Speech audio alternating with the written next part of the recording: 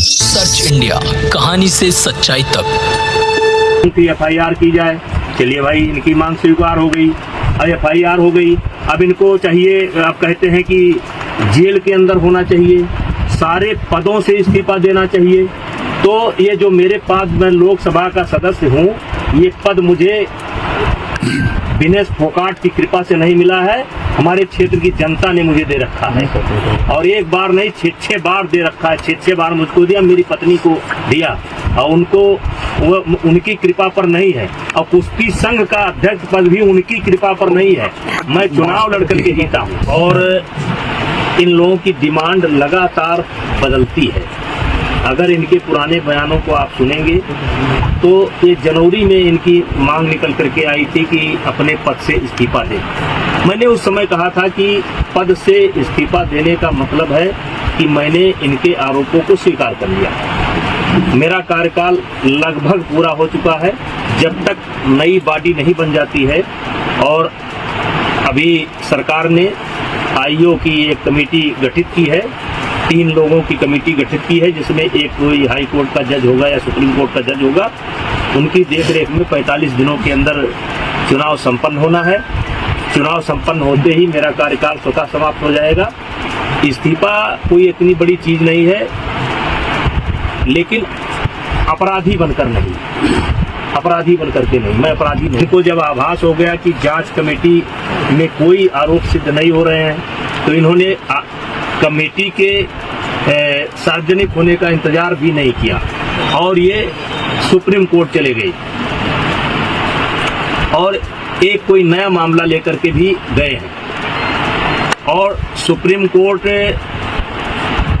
में नया मामला लेकर के गए हैं, और इन्होंने जिन बच्चों को पहले पेश किया है, कोई नाबालिग, मैं नहीं जानता, ऐसा हवा में निकल करके आ रहा है कि उसमें से कोई नाबालिग है। तो मेरा सवाल ये है कि उसको जांच कमेटी के सामने क्यों नहीं पेश किया गया।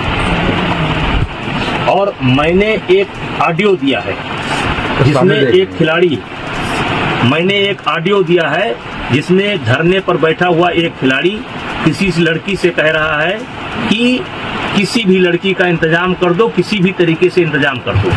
मतलब ये 4 महीना मेरे खिलाफ लोगों को उकसाएंगे, भड़काएंगे, सबूत इकट्ठा करेंगे, और फिर 3 महीने बाद एक ले जाकर के फिर किसी न किसी को पेश कर। वो एवं उत्पीड़न देश के अन्य खिलाड़ियों के साथ क्यों नहीं होता है?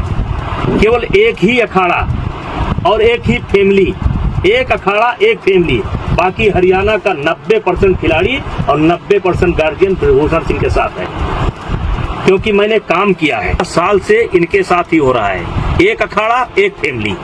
और इस 12 साल में भी एक बार भी ये शिकायत लेकर के ना तो खेल मंत्रालय में गए हैं, ना किसी पुलिस स्टेशन पर गए हैं, ना कभी फेडरेशन में आए हैं। और यही खिलाड़ी आंदोलन के 15 दिन तक पहले इनकी वीडियो सुन लिया जाए, इनका ऑडियो सुन लिया जाए, और ये जो है हमारी तारीफ करते थे। ये जो खिलाड़ी आज धरने पर बैठे हैं, ये अपने शादी में मुझे क्यों बुलाते थे? फिर जोड़े में हो करके मेरा फोटो क्यों लेते थे? मेरा आशीर्वाद क्यों लेते थे? लेकिन मैं एक संवैधानिक पद पर हूँ, मेरी एक बोलने की मर्यादा है, उस मर्यादा के तहत मैं बोल रहा हूँ।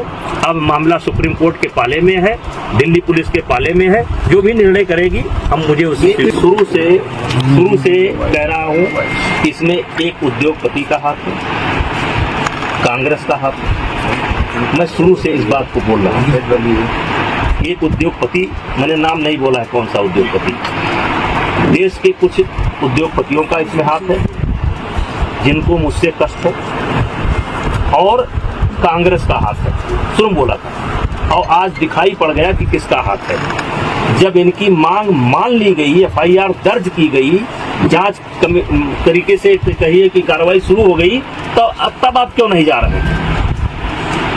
अब क्यों मोदी जी के खिलाफ बोल रहे हैं? अब क्यों खेल मंत्रालय के खिलाफ बोल रहे हैं? अब क्या जरूरत है? पप्पू यादव को बुलाने की क्या जरूरत है? केजरीवाल को बुलाने की क्या जरूरत है? वो कोई रिटायर गवर्नर है, क्या नाम उसका, सतपाल मलिक को बुलाने की क्या जरूरत है? प्रियंका गांधी जी को तथ्य मालूम नहीं है। जिस दिन प्रियंका गांधी जी को तथ्य मालूम होगा कि दीपेंद्र हुड्डा ने कहाँ ला करके मुझे फंसा दिया, उस दिन उनको मालूम पड़ेगा। ये जांच की रिपोर्ट आएगी तब उनको मालूम पड़ेगा गलत जगह। इस बार जो मामला गया है सुप्रीम कोर्ट में, उसमें मेरे ऊपर आरोप कम है, जांच कमेटी के ऊपर आरोप ज्यादा है। सर्च इंडिया, कहानी से सच्चाई तक।